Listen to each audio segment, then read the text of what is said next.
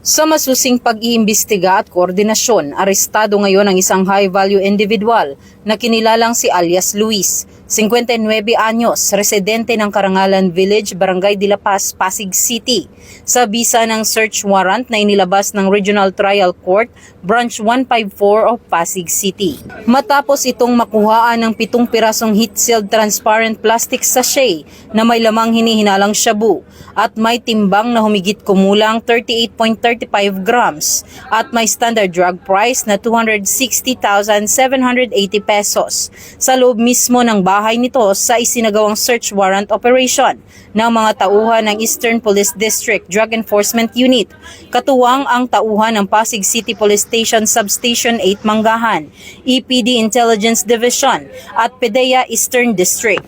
Matapos basahan ng kanyang karapatan ang sospek, mahinahon naman itong sumama sa mga otoridad. Dinala siya sa Pasig City Police Station Custodial Facility habang hinihintay ang pagdinig ng kanyang kaso sa korte.